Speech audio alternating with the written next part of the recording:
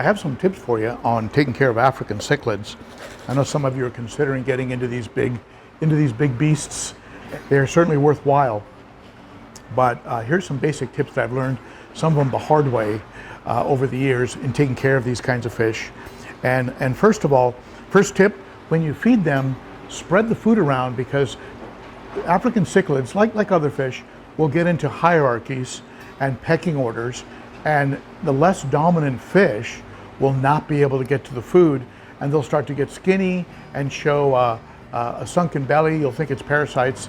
Sometimes it can also be parasites, but spread the food around. Like, I'll go ahead and throw the food into different parts of the tank, and that way all the fish get a shot at the food.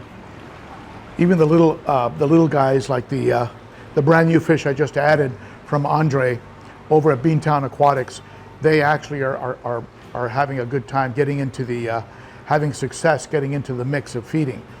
So definitely spread the food around, give everybody a chance. Like, you see this little guy down here, that little long nose, he doesn't have a chance against that big giant coingi.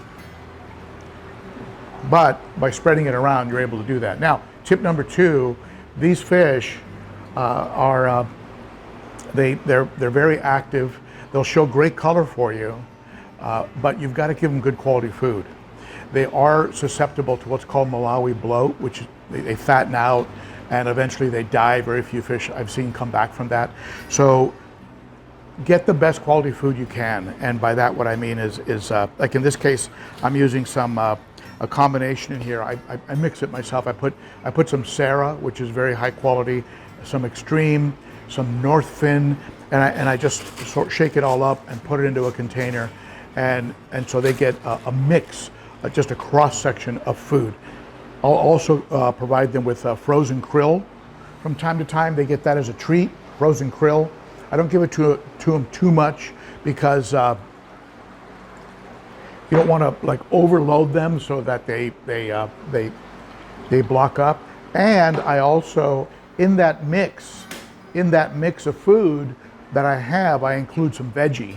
So the veggie helps to move some of the food through, and also is good for the protomellus. I have protomellus in there, and they need veggies. Now, what I'm talking with you about is mostly it's about Malawi, right? Lake Malawi haps, right? Your protomellus, your haps, your some people call them predator cichlids, and these are that's what I have here. I don't have Mabuna, I don't have Lake Victoria, right? I don't have the other. These are all Malawis, and they're all of that type. So now my next tip for you: go big, go big. If you're going to get these fish, don't mess around with anything under 75 gallons to start. I mean, you could grow them out maybe in a 40 or a 55, but if you don't have a footprint for a 6-foot tank or the budget for a 6-foot tank, consider other kinds of fish. Don't get into these big African fish, because they're gonna, the big Lake Malawis, because they're gonna need a footprint of at least 6 feet across. So don't even get into them, because it's just gonna be, it's going to be frustrating for you and for the fish. They need that swim space, especially if you get into fish like your Malawi trout, right? The big giant coingi. Look at the size of this hawk. I mean, these are 10, 12, 13-inch fish. They need the swim space. They're open water fish, and so a 6-foot, 7-foot, 8-foot across tank is what you're going to need, right? So spread your feeding, use quality food, get the biggest fish tank, biggest tank you can afford. Next, you need water turnover. Because they're very active, big eaters. If you're using good quality food, they're not going to pollute the tank as much as if you're using a food with a lot of fillers. And also those fillers are undigestible, really, or provide very little bioavailability, very little nutrition. And so what's going to happen is you'll be more likely to get bloat, and you'll have more waste in the tank. So But if you use high quality food, it should be better. Regardless though, you need to turn over that water and keep it in the range of about 5 to 10 times an hour. That's a lot of water turnover. In my case, I've got a sump with 2 pumps, right? 2 Cichlids 5.0. These are these Cichlids, pumping a lot of water, right? About 1,500 gallons an hour. And also there's a Fluval FX6 on this aquarium. So that's a lot of water turnover. And what are we talking about? Maybe 2,000 gallons an hour, maybe 1,500 to 2,000, depending on what they call head pressure, how much you lose. You do lose some because of the media that's in your canisters. You do lose a little bit of head pressure, a little bit of turnover amount, but that's a lot. But you need it. You need that turnover. You need to run that water through filtration. Now, next, there are 2 schools of thought with African cichlids. One is, do you keep the landscape wide open so there's nothing to claim, and that creates less territorial battles? I think in my experience that would be more the case with like Mbuna, who like to stake out an area and defend it. Or these fish, if they get into a breeding situation where they're making a pit, they'll defend that. But I haven't found that they tend to defend rock formations or plants, things like that. They don't really defend that. But some people like to have a wide open tank. That's what you like, cool. I like to have a little bit of decor to make it more aesthetic. I also like to have something that can block the line of sight so that if a fish is getting harassed, they can have a place they can go and hide behind and catch, provide lines of sight, breaks in lines of sight. That would be my tip. Some people, they prescribe to a different philosophy. That's totally okay. Last tip, and this is one you're gonna have to make a judgment call on. Actually, I've got 2 tips for you. The next one has to do with aggression. If you get a fish that's a jerk and they've proven themselves to be a killer,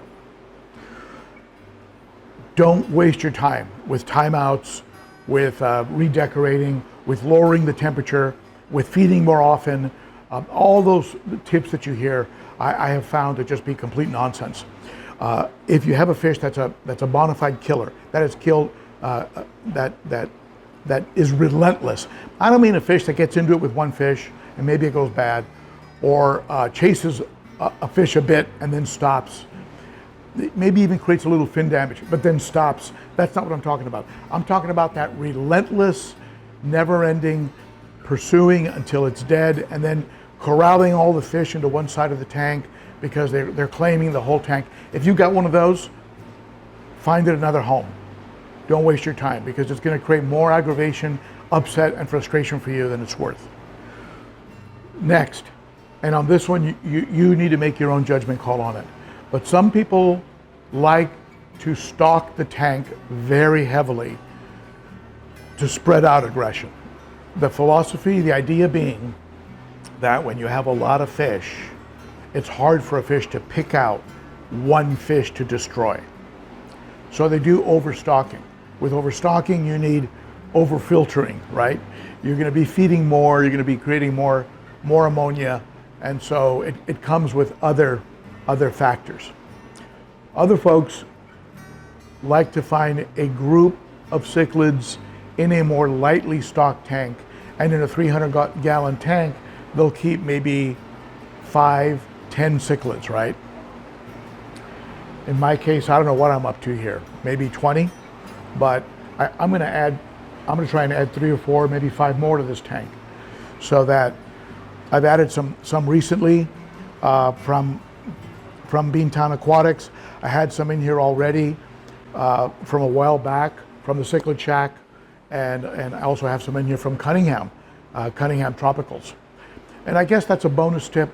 Find yourself a provider that really takes care of the fish, quarantines the fish when they get them, and makes sure that they send you fish that are in good shape, that are shipped correctly, preferably airport to airport overnight. Find a good source for these fish, and you'll be much happier in the long run. If you can buy them at around maybe 4 to 5 inches and then grow them out, you'll get a lot more joy out of them. You'll watch them take on more and more color, and they'll live longer for you. Because sometimes if you buy a big giant colored up male that's 7, 8, 9, 10 inches, he might last a year or two because he was already 2/3 of his way through his life when you got him. Some people like to keep all male tanks. Some people like to put in some females to help bring out more color in the males. I have found that females can create a problem in aquariums because they'll create competition for the attention of the female. So I keep an all male tank.